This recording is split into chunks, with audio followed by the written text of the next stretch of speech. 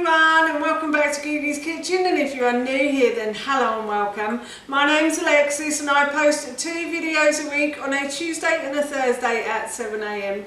So if you love a recipe channel like this one and you want to see more videos, then please don't forget to hit that subscribe button. And now I'm going to share with you how to make my delicious turmeric seeded millet bread.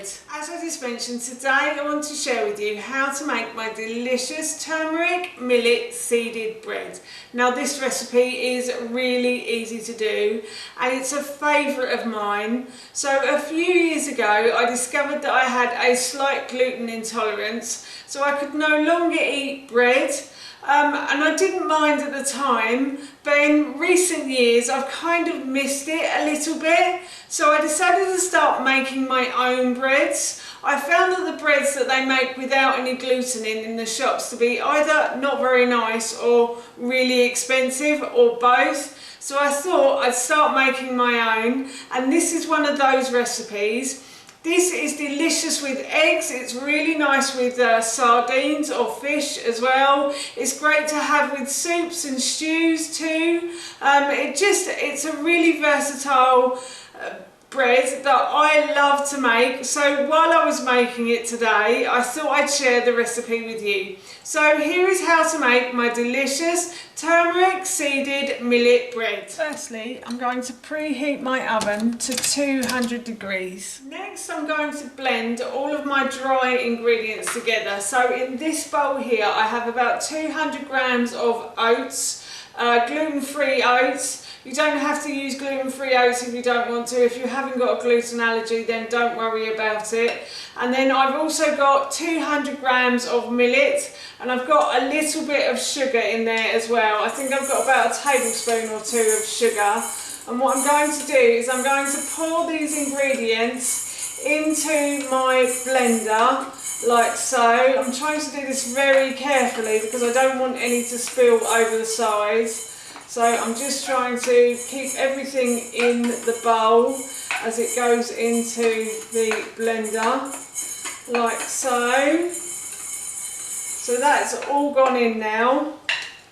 And then in this bowl here I have 2 tablespoons of flaxseed, and I have 2 tablespoons of pumpkin seeds, and I also have 2 tablespoons of sunflower seeds. So I'm going to add those in as well. And then I have a tablespoon of baking powder, or not a tablespoon, a teaspoon. No, 2 teaspoons of baking powder that I'm also going to put in as well. Silly me, I'll be awake in a minute, I promise. And then I'm also going to put in 2 teaspoons of turmeric as well, or turmeric, I think they say in America. So I'm just going to add a couple of teaspoons of turmeric in. And then I'm also going to add some black pepper to this. Now black pepper and turmeric go really well together, and the black pepper will help you to absorb the turmeric in your body. And then I'm going to also add a teaspoon, or no, 1 teaspoon of salt as well. And now what I'm going to do is I'm going to blend all of these ingredients together. So I'm just going to blend these, and I'm also going to use, I must tell you this spatula to help mix it all as well. If you don't use the spatula to mix it, it will just stay in one place and it won't turn into a flour, and that's what we want. We want a flour at the end. So I'm just going to mix and blend at the same time now. As you can see, I blended the millet and the oats and all of the other ingredients until they form a flour. And I have to say that smelled really nice as I was pouring it out the blender. I could really smell the turmeric. I'll get my words out at some point today, I promise. Now I'm going to mix the wet ingredients, and for this I have 200 ml of oat milk. I'm just using this oat milk we buy from Tesco. Any kind of milk will do. If you want to use a dairy milk, that's fine. It doesn't have to be a non-dairy milk. And this isn't an advert for this company, I just really like this brand. and I'm also going to add 2 eggs to that as well. So I'm just going to crack a couple of eggs into the bowl, and I'm going to mix those together, and then I'm going to mix that with the flour. So I'm just going to scramble the eggs in the bowl like so with the fork, and then I'm going to put a little hole in the middle of the sort of bread dough or flour, bread flour, and I'm just going to pour the eggs and the milk in, and then I'm going to mix all of these ingredients together until it forms a dough, kind of like a cake mix basically. If I just move that out of the way, like so. You may find that you may need to add a bit more milk. I think this is okay though. So yeah, it's basically got to look like a bread, cake mix, sorry, not a bread mix, a cake mix basically. So that's the dough for the bread done. And now what I'm going to do is I'm going to pre-line a baking tray.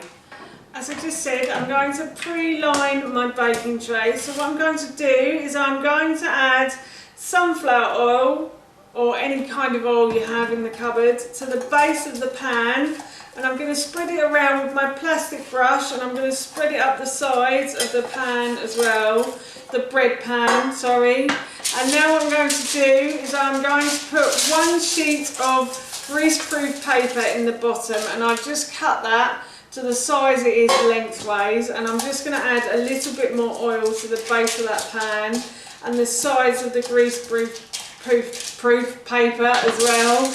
And then I'm going to add another piece of greaseproof paper on top that I cut widthways, and I'm just going to bend those over so they don't, and I'm just going to add some more oil to the base of the pan, and I'm going to spread this around as evenly as I can, and I am going to spread this up the sides. And of course this is so that the bread that I'm making doesn't stick.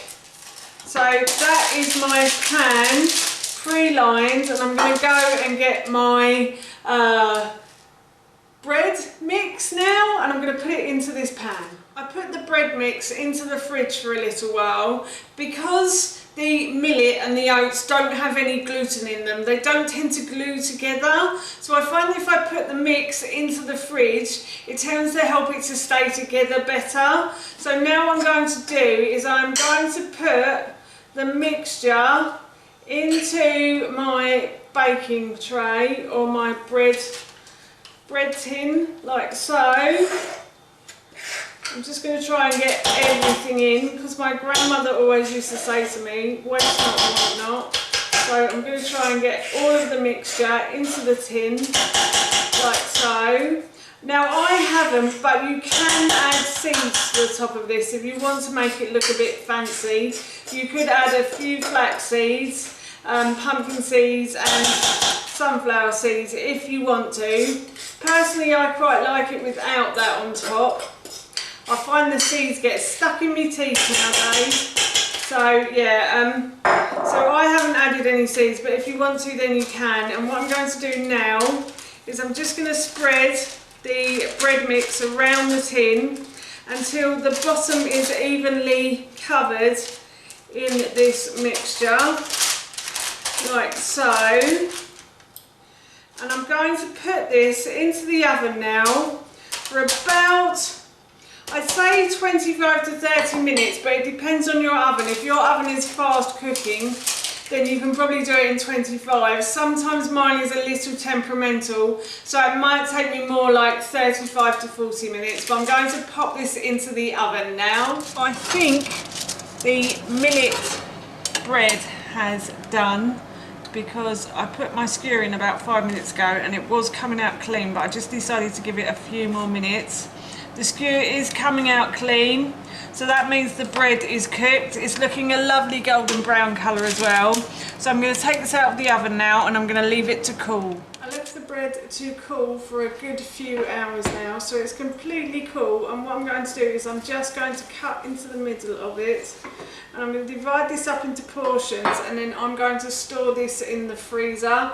You can eat it immediately if you want to, but this is also great stored in the freezer. So it's only me that normally eats this bread because my husband and son can have gluten. So I like to bag it up and put it into the freezer. But that is the bread done, and as you can see, it looks like a loaf. It is more like a cake, but it does do the same job as a loaf of bread. So I love it, and I hope you will too. So that's how you make my delicious turmeric seeded millet bread, and that recipe I will link in the description box below for you. As I mentioned earlier, I'm off to bag this up and put this in the freezer, but I'm sure I will be enjoying this with eggs soon, or a soup or a stew, no doubt.